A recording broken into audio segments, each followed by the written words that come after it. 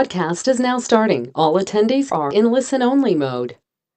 Hey everyone, Fred Gleek not feeling too good with Dave, who's going to take over for me here. We just want to find out who's got the controls. Why don't you share your screen, Dave? Let's see if it comes I up. thought my screen was shared.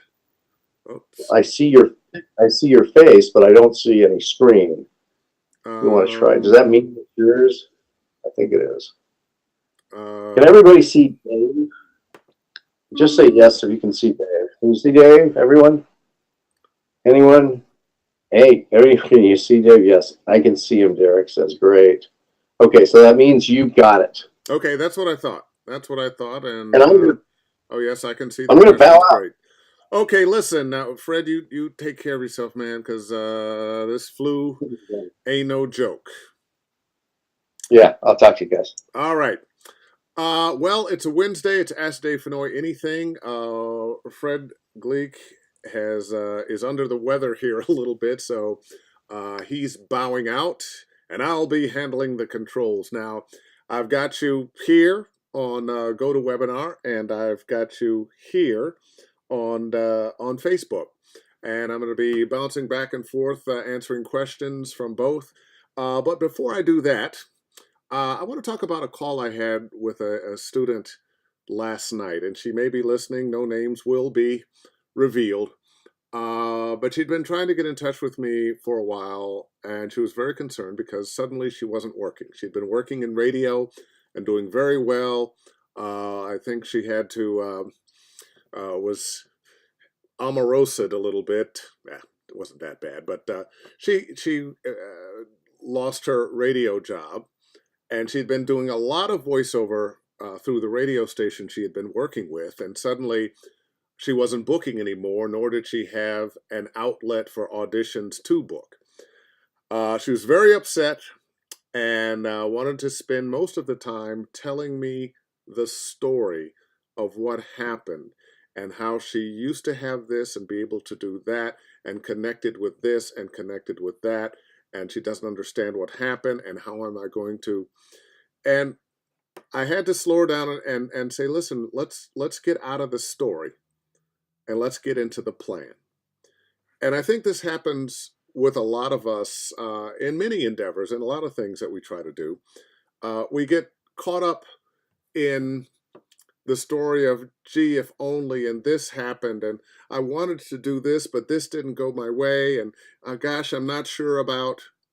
And I want to encourage you, like I encouraged her last night. You got to let go of the story. You got to let go of these are the things that happened that were negative and put you in the position that you're in now. Reliving those, sharing those doesn't do you or anybody else any good. And it certainly wasn't going to help me help her. Finally, I was able to get her to calm down and listen. And we were able to formulate a plan that she can interact. Now, I was sure to let her know, look, this isn't going to happen overnight. Few things of value happen quickly. It takes time, it takes effort. You want to build whatever it is you're doing on a solid foundation. So I'll be checking in with her, I'm sure, and or more likely she'll be checking in with me. But I feel like she's on the right track now. And if you are in your head and telling yourself and others the story about this isn't working because of that, and that didn't work, and I'm in this place because of this, and get out of the story. Forget the story. Get into doing what you need to do to move yourself forward. All right. Let's see who we've got here. Let's see. I'll look at Facebook first. Had a few. Oh, well, I'm glad I said something somebody needed to hear. See a few people watching here on Facebook. Let's get some questions answered. Lots of friends. Voice. What is your guilty pleasure food-wise to eat? Yes, I know. Ask Dave Fennoy anything, but those aren't the kinds of anythings that we ask. But I do like chocolate ice cream. Okay, let's go to let's go over here and Dave. I got here from Bill DeWeese webinar today. Excited to listen in. Well, thank you for joining me. Glad to have somebody who's working with my buddy Bill. You're getting very good training and learning how to build a business. Steve Bailey with you, Dave. All right. Thanks so much. Hey, ask some questions. Ask some questions. This is Ask Dave Fennoy Anything. Kevin Schoen, we can ask you anything, you said. Once again, I'm honored and humbled that so many of my voiceover buddies have tuned in to say hello and ask questions and see what's going on. Okay, all right. Any other questions? Well, wow. I'm not getting a lot of questions today. People are just tuning in. Well, let me tell you, I don't know how your beginning of 2018 is going. Mine is going gangbusters. I have a gig that I'm not really able to talk about publicly in terms of exactly what it is, but um, it's one of the more challenging jobs I've ever had. It's 2 or 3 weeks of work, 4 hours a day, um, and thousands and thousands and thousands and thousands of words in all kinds of strange configurations. Some things make sense, some things don't. And it's very exacting as to where you have to be to the microphone and how loud you are, how quiet you are, perfect pronunciation. And the biggest thing it's done, besides going to put a nice piece of change in my pocket, is let me see how busy my schedule is otherwise, because I have to travel for it, and it eats up a lot of time.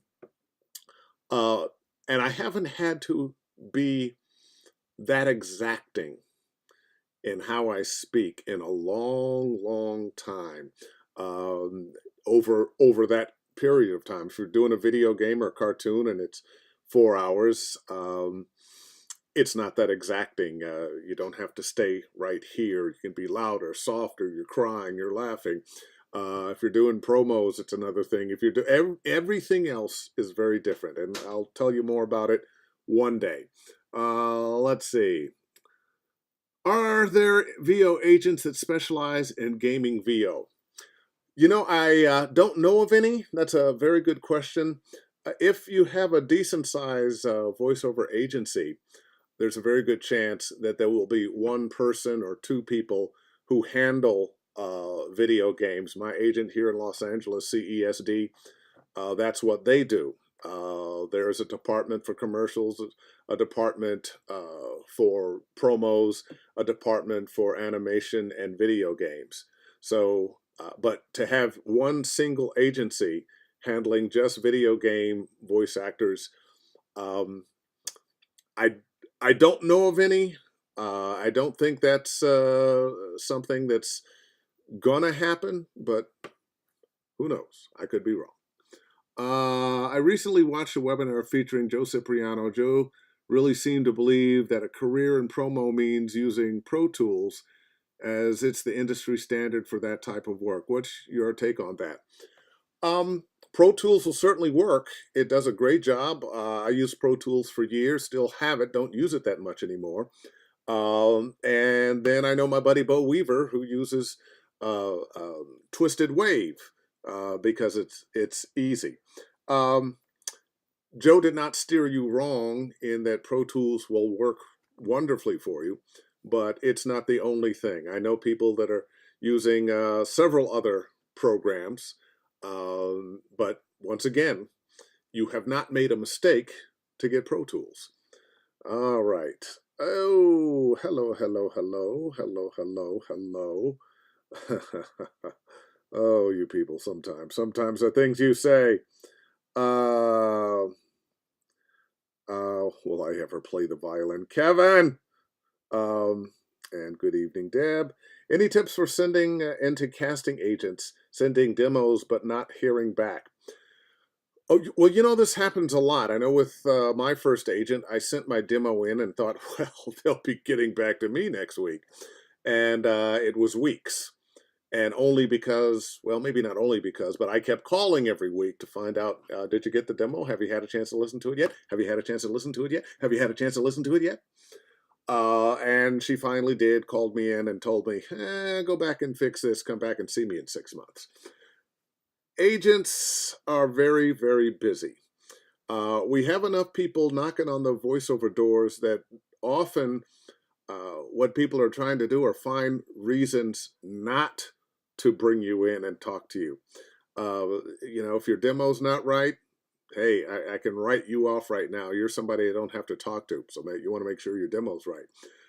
If you haven't been recommended by somebody, we don't know who this person is, so we can't take a chance on her. So we'll just move on.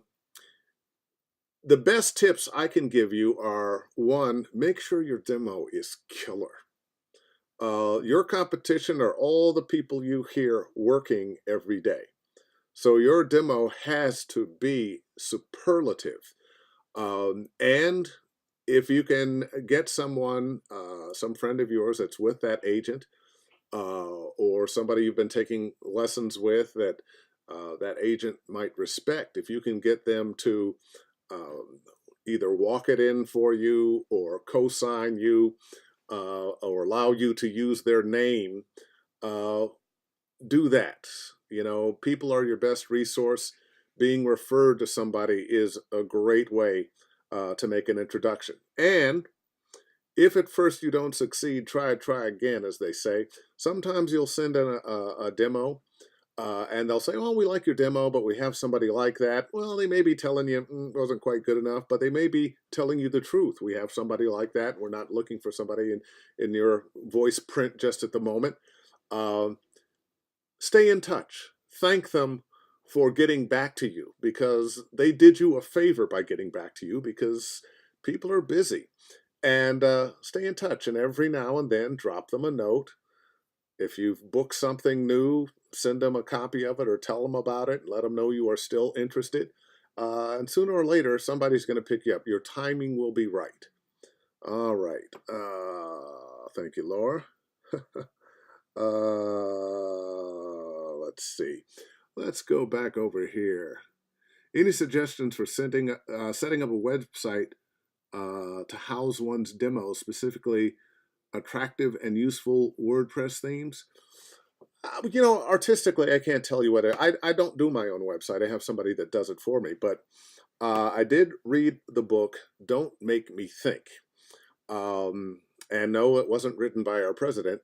It was written by a person who was teaching you how to make websites that are effective.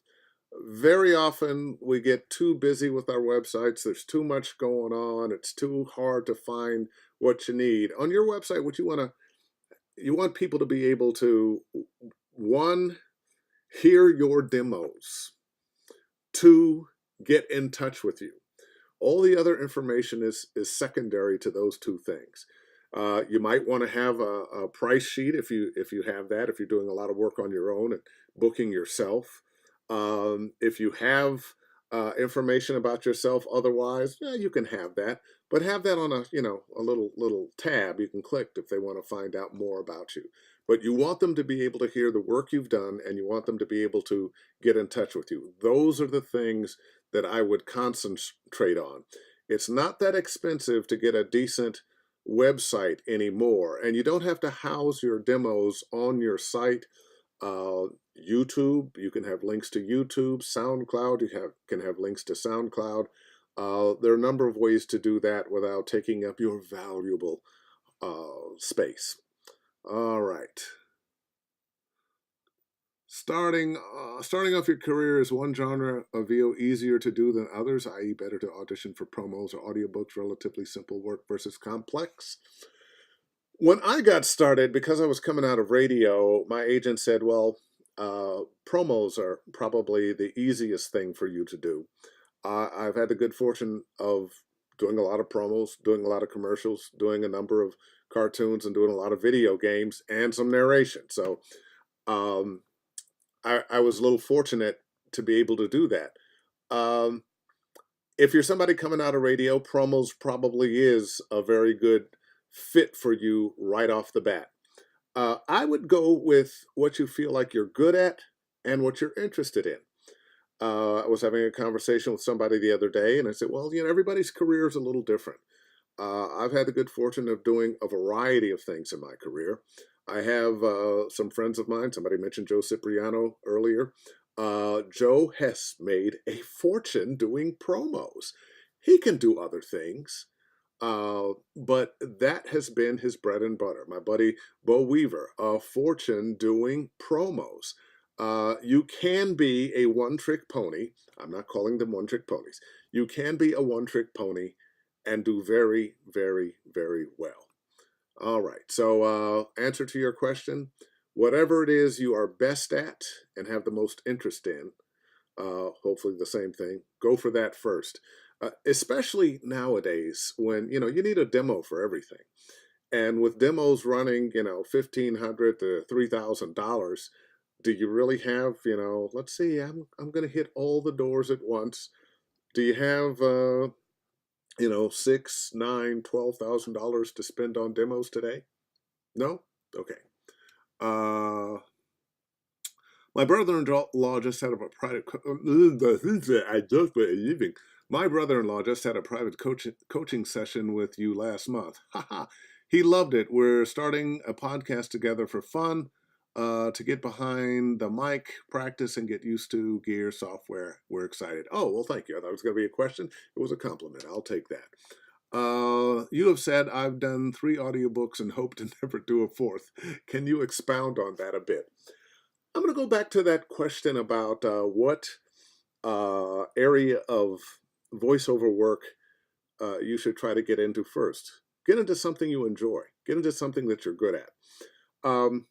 I tell a story, I've told it before, I'll tell it again. Went into ABC one day, I was doing promos for them. They handed me a script, 1 word on it. I said, next. They said, good, you're done, get out of here.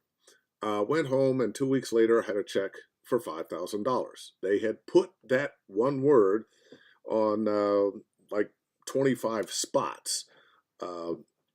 So, yay. Well, audiobooks is a wonderful area in voiceover, great for storytelling.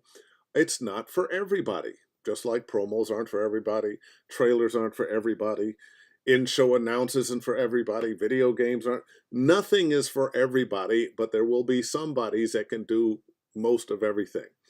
I did 3 books. I did not enjoy doing them. I enjoyed the stories. They were good books, well written. But I don't have the temperament to go sit in my studio for 8 hours on one thing, and then you have to edit everything too. I have several good friends who are audiobook narrators, and one of the things I've been told by them is that it's not for you unless you like being in a closet for 8 hours by yourself reading wonderful words. That's not for me. I know a lot of people make a very good living doing it, and if you enjoy doing that, I'm not telling you don't. This is me. This is what I don't enjoy. If you enjoy doing audiobooks, go for it. It's a great living for people who do it well and enjoy it. All right.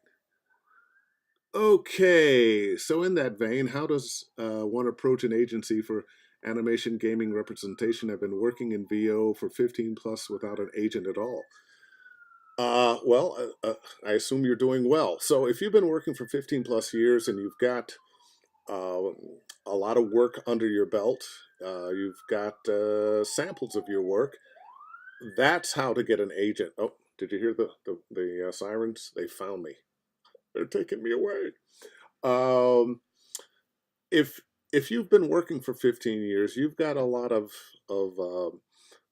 work that you can share, can show off to agents. You probably have some clients that you're still working with that you can bring into the agency to bring them money so that they can get 10% of.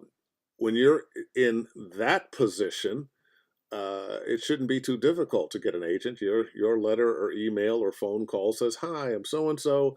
I've got X number of clients. I'm making X, but I'm looking for an agent. I want to expand what I'm doing. I'm willing to bring these clients to you." Um, I think you'd probably get a meeting. All right, let's see.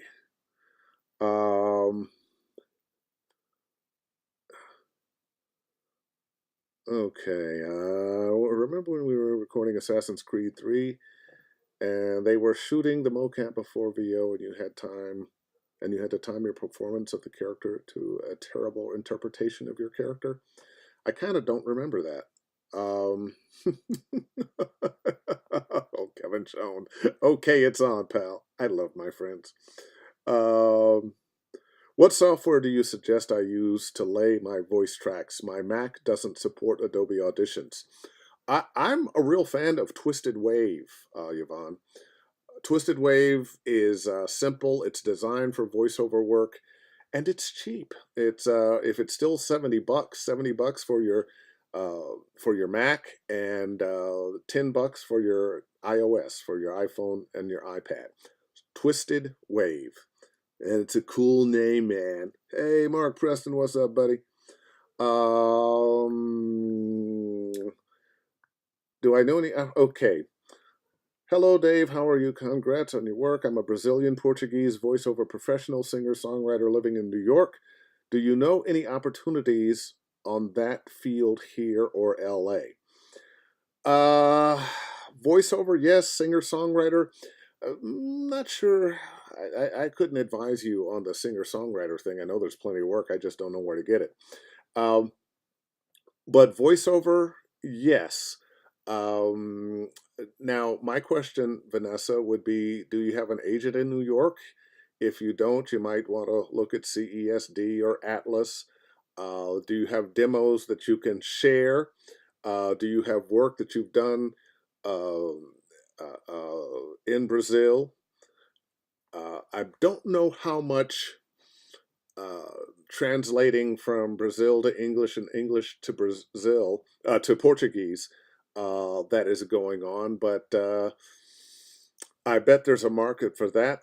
How good is your English? How good an actress are you? This is a big question. You've got some research to do.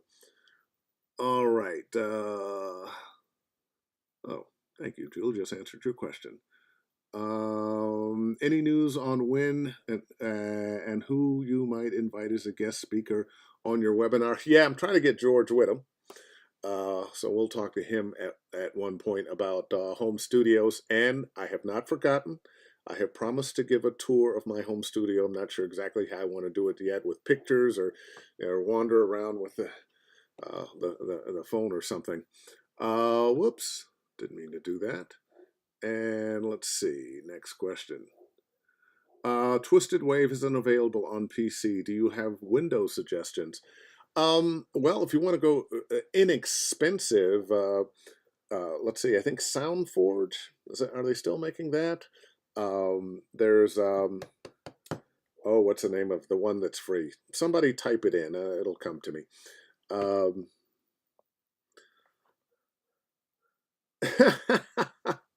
Dave Fennoy, I whistle like no one's business. Can that be used as voiceover? It's deafening, but not many women can whistle like I do. I believe you. I'm not sure where one would find work for a whistler in voiceover. That's interesting.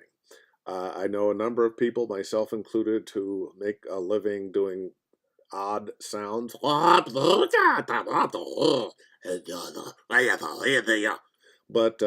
whistling, you got me baffled. You got me baffled. I'll look into it.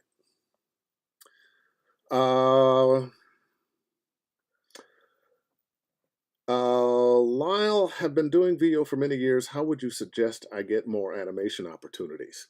Well, if you have an agent, I think it's a sit down with your agent and talk about the directions that you want to go in, and let your agent know that you'd like to do animation. You might need to put together an animation demo so they have some way to sell you. If you are agentless, then you're going to have to do some footwork to find out who the casting people are for various animation projects. If you're in Los Angeles, in town here, or around the country. And once again, you got to have a demo so they can hear what you can do.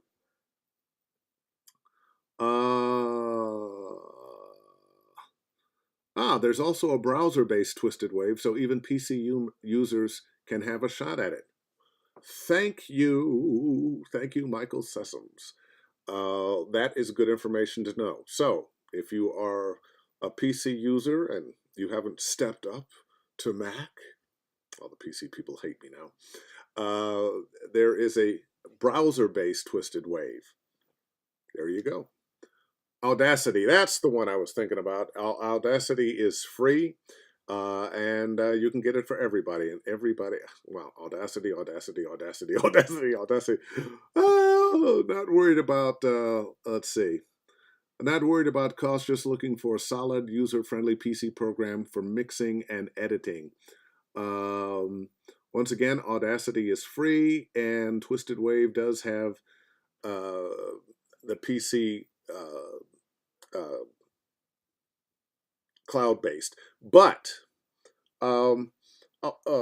Twisted Wave is not really for editing. You can edit your voiceover, but if you're trying to mix music and that kind of thing, I would not go with that.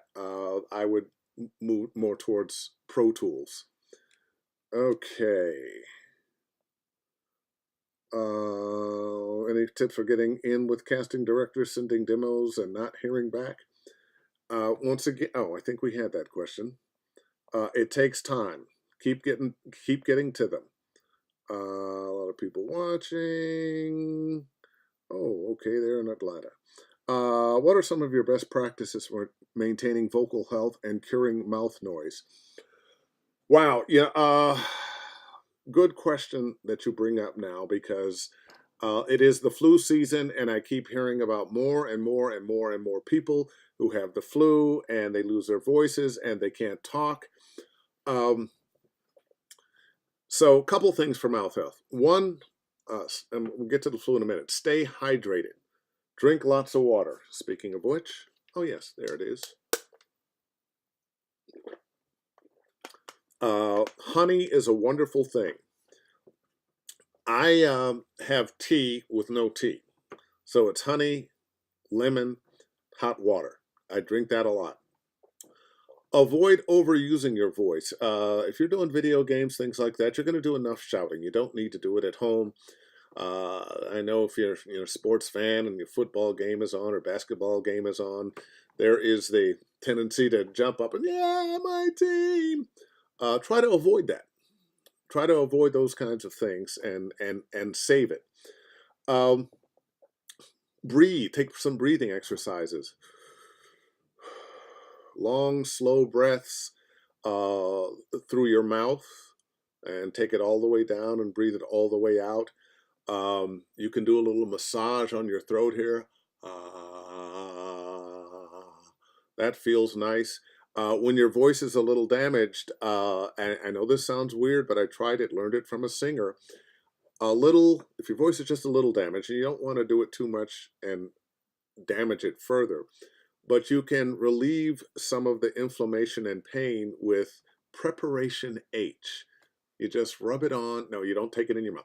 You just rub it on your neck a little bit here, and in a couple of minutes, it'll open things up a little bit. Once again, that's only in the case of emergency. Let's talk about flu season now and having colds. There is only one way to handle that when you have a cold or flu coming on. Get on it as early as possible. As soon as you feel some little, that feels like, could that be start gargling with salt water right then. Start medicating yourself right then. For me, and sometimes we have to find what works for you, Dayquil and NyQuil. If I feel something coming on, I'm down on the Dayquil during the day and hitting the NyQuil at night so I can sleep. And I've had a very good fortune keeping colds out of my throat. Doesn't mean it works all the time, but it has worked a lot. Let's see.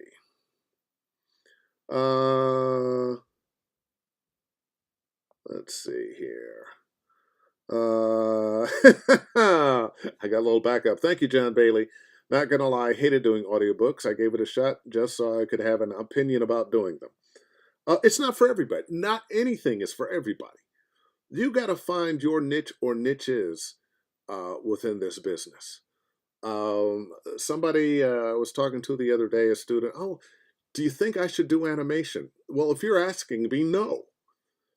You should know if you should do animation. Um, if it's something you really have you really just want to do and you have a talent for it, go for it.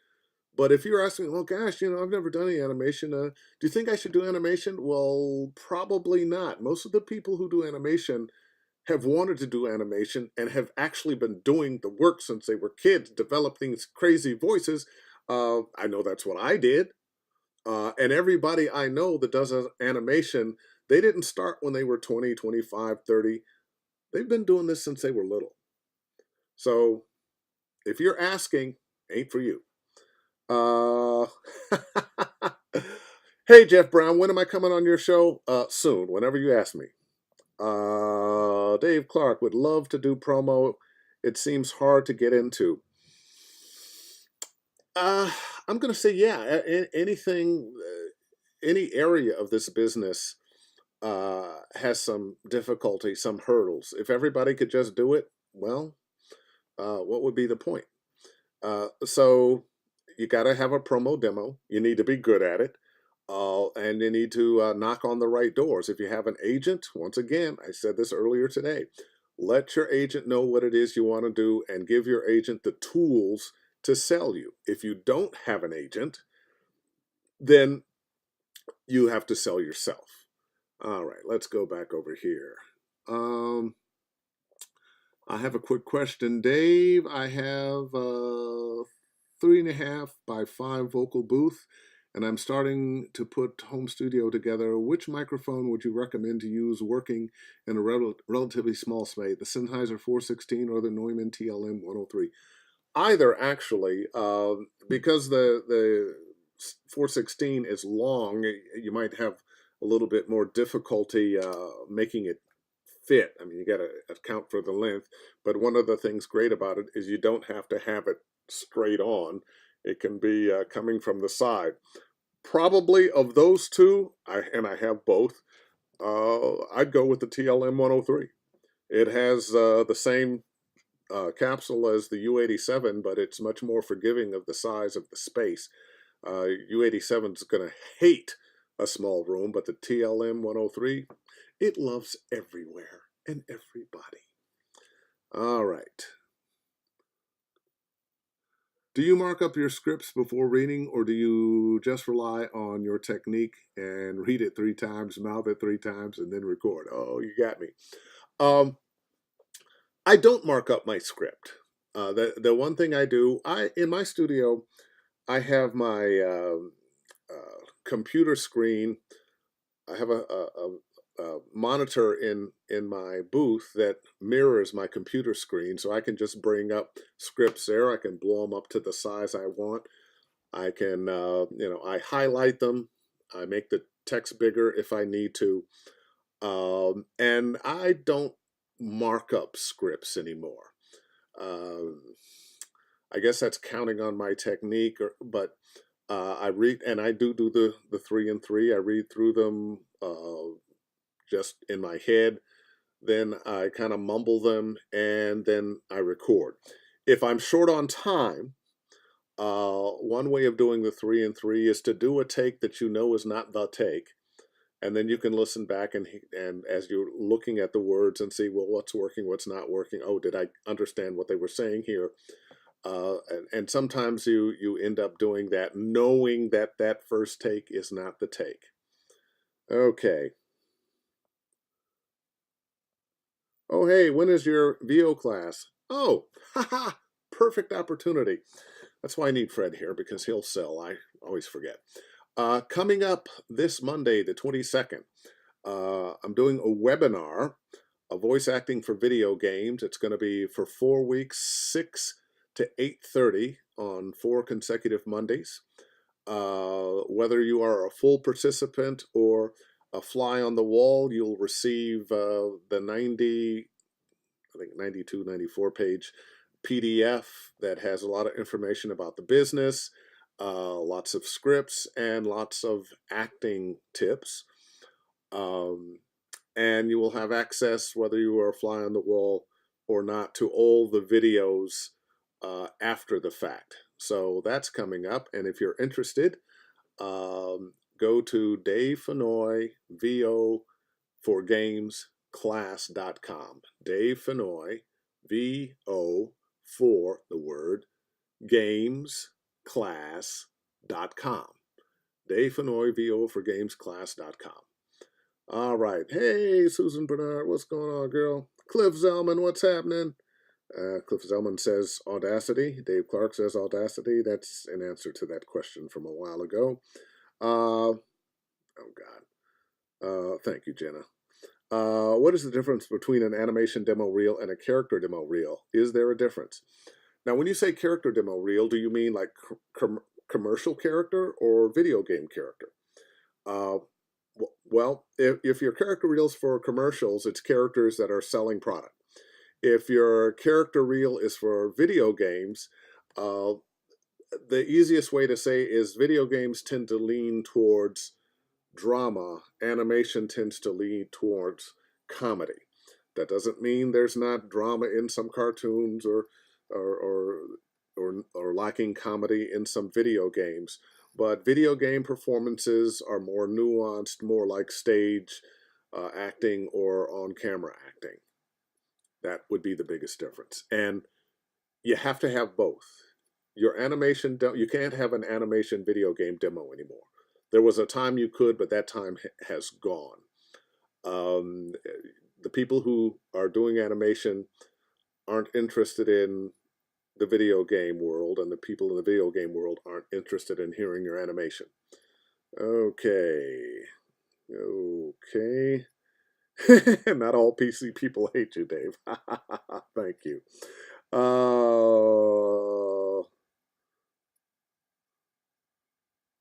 Let's see, sir. Okay. The Facebook trying to find the questions is tougher. Oh, thank you, Donnie DeMarco. That's very nice.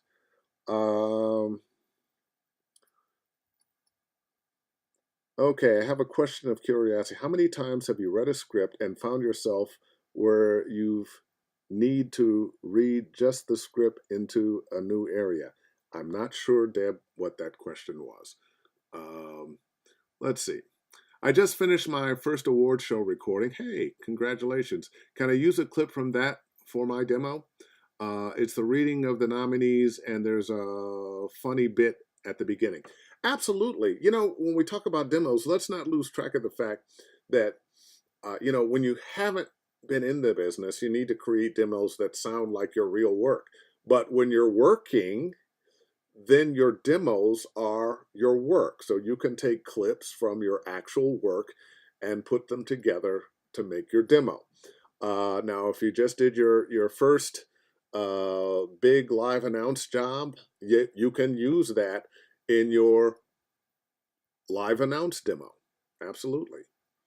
Promos seem to be harder for women to get into. That has kind of been traditionally true. It's less true now than it used to be. The area that women really have a problem with is trailers, movie trailers. That nut has yet to be truly cracked. There have been a few little holes drilled in it, but they haven't opened it up yet. Let's see.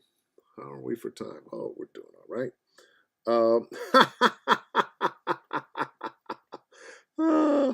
Oh, my buddy Randall Ryan down there in Austin, Texas, a wonderful video game director and casting director.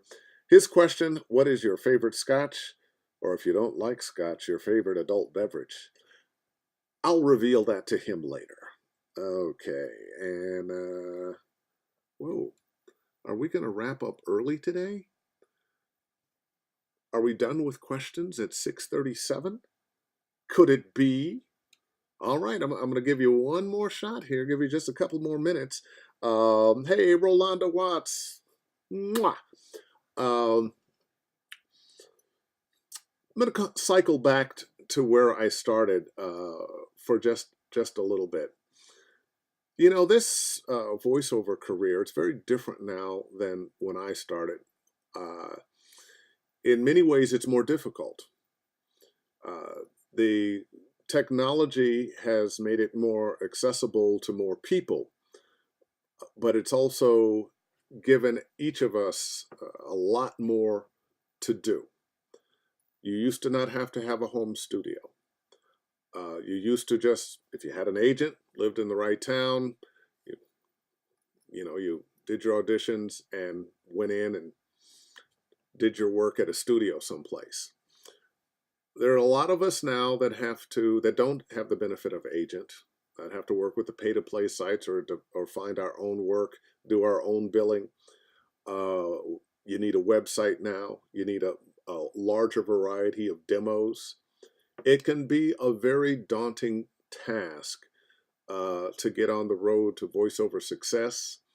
And I just want to encourage you that if this is something that you really, really want to do, A, make a plan. B, follow the plan. C, alter the plan when the plan isn't working. D, don't be too hard on yourself when you fall behind. It's kind of like a diet. Okay, you had a bad day. Get back on the plan. Get in the voiceover community. There are plenty of voiceover community groups on Facebook, wherever you are. You want to not just be on Facebook, but you want to meet people in person for a number of reasons. One, the information that people can share with you. You'll learn a lot talking with your voiceover buddies. And two, for the psychological advantage of having people there who know what you're going through because they're going through it too, and you can commiserate with one another. Your mama, your daddy, your boyfriend, your girlfriend, your wife, your husband, the people who are close to you who aren't doing this may not always have what you need in terms of the ability to comfort you and encourage you because they don't understand exactly what it is you're doing. I mean, they know, oh, he wants to do voiceover, but the things that you have to go through, once you scrape off that top layer and really start getting into what this is all about and the dedication and the work that it takes to do this, they are not going to understand that. You need people that you can talk to who understand. That does not mean break up your relationship with your accountant husband or your nurse wife because they don't understand you. That's not what I'm saying. I'm just saying in terms of doing voiceover, it helps a lot when you have people around you who are doing the same thing. They're on the same journey. You want to have some friends that do it. Okay. Do program sources like Netflix, I was going to leave, but there's some more questions. Do program sources like Netflix or Hulu use trailers like the movies in theaters? They do a little bit. They're doing even cross advertising. You're seeing Netflix and Hulu and Amazon shows being advertised on television. Yeah. Meetup, absolutely. Rory Bass, I hear mixed messages about demos. I hear that having a professionally developed demo is not necessary. On the other hand, I hear that if you do not, if you do not have a good demo, it's very difficult to find work. Can you please clear this up for me? Okay, Rory. You got to have a demo. You know, demos are very important as you're getting started. A demo is not nearly as important for me as it is for somebody who's just getting going in the business. I'm working all the time, and people know who I am. I've been around for a while. There's a lot of Dave Fennoy stuff out there.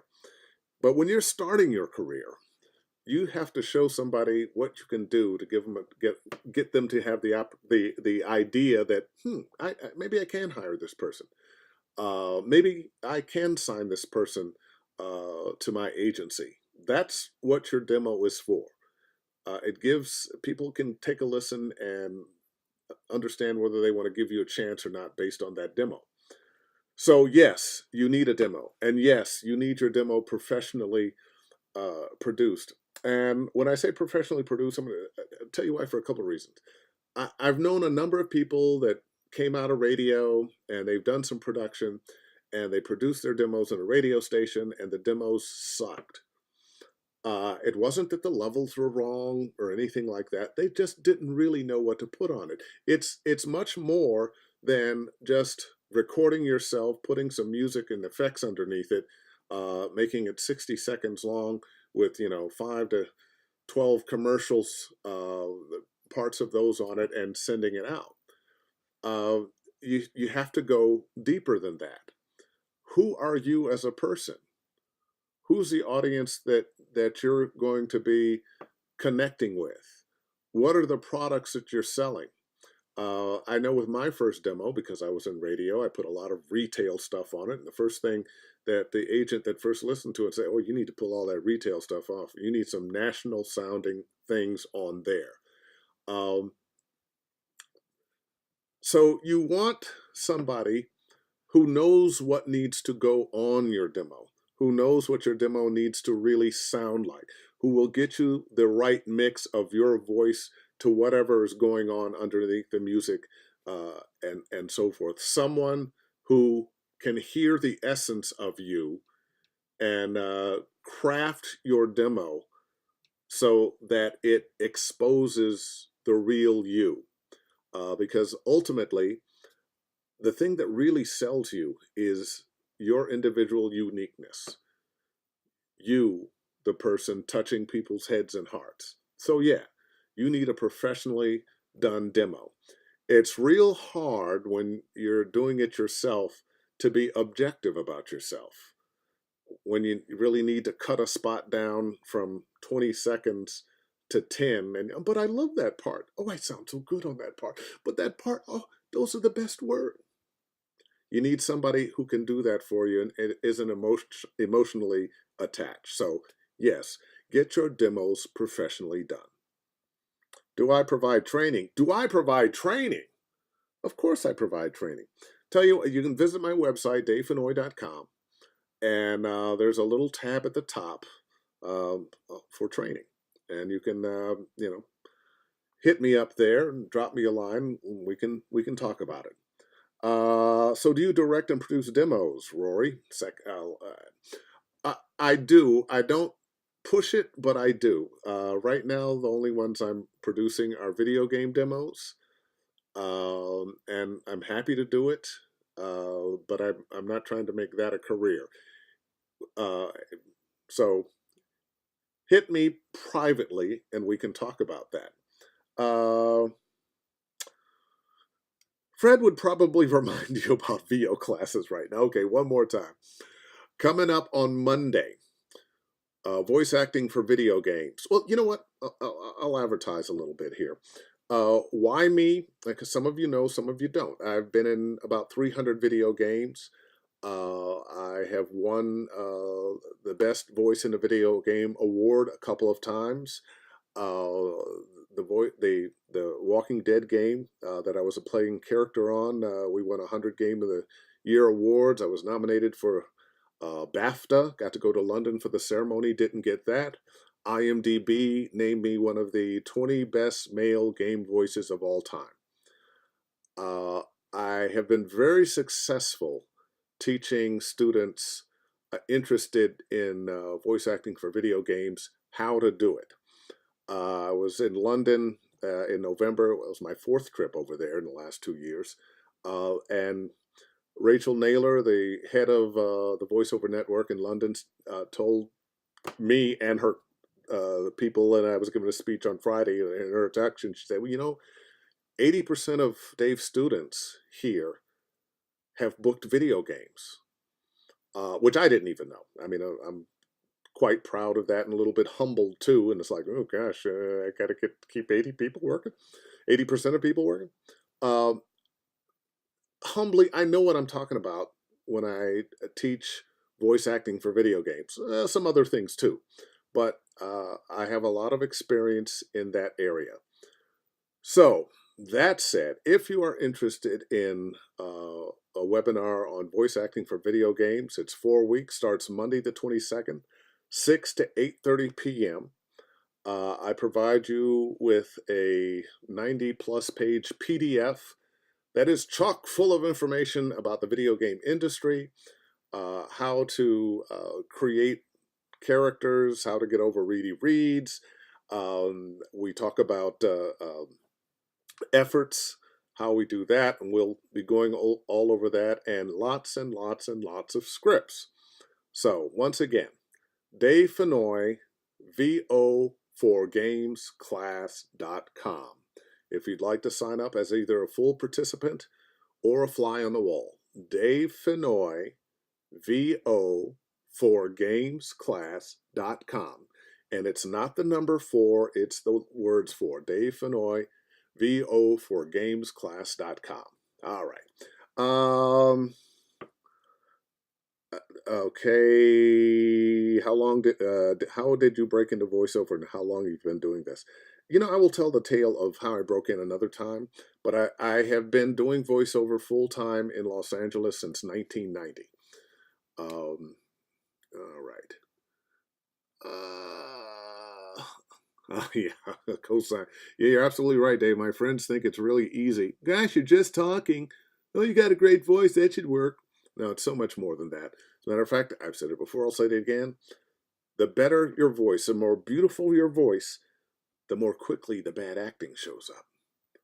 Okay, you talk about real VO reads all the time. You say that perfect enunciation is not real. You've talked about reading the script and not pronouncing each word perfectly. Can you do a quick read demonstrating this? Don't have a piece. I don't have a script right in front of me. Let me explain it again. Different genres require different levels of enunciation and clarity, and personality or less personality. If you're reading a technical manual, everything has to be right there, technically clean and clear, so we understand every word that you're saying. When we're talking about commercials, we live in a society where we want to talk to somebody that reminds us of us. So I might be talking to somebody like, look, man, you know, you want to play basketball? Well, I got the ball right here. Let's go. Let's do it. Or maybe I'm talking to somebody that's a businessman, and he's a little more serious. Now, you notice I'm not over enunciating, but I have taken on a little different persona. This is the kind of thing that I'm talking about. When you're unsure, I don't know quite how I want to say this, but you know, sometimes when I'm not sure of what I'm doing, I stutter. What I'm talking about is being a real human being, is taking on the mood, the feeling, the mannerisms of real people. And as real people, we do not speak in perfectly rhythmic sentences and enunciate everything clearly. So if you're doing character work, if what you have in your mind is, oh, I'm going to read these words perfectly, I'm going to plan where my breaths are and make sure that this is clean and neat, even if you've taken on a bit of the attitude of that character, it's not going to come out right, because that's not who we are as human beings. Whereas if you're doing an e-learning module, then maybe you have to take away some of that humanness and just give the information. When you do this, you have to do this, because this is this and this and this. I hope that kind of explains that. Let's see. Dave's tips and critique from oh yeah, thank you, Michael. Dave's tips and critique from the games class is worth it. All right, and I think that wraps it up there. One more here. All right, I think we're done for the night. Hey, I got out early. I hope dinner's waiting. Anyway, listen, another Wednesday. I want to thank all my friends on Facebook. I want to thank you who joined us via GoToWebinar. We do this every Wednesday, unless I'm on a plane or something like that. Tell your friends about it. Tell your friends. Join me on Wednesday. Bring your questions. If you got some questions, because I know how it happens, we'll end this and then oh man, I meant to ask. Well, write it down and ask me next week. Anyway, all the best. Thank you for watching, and I'll see you next Wednesday.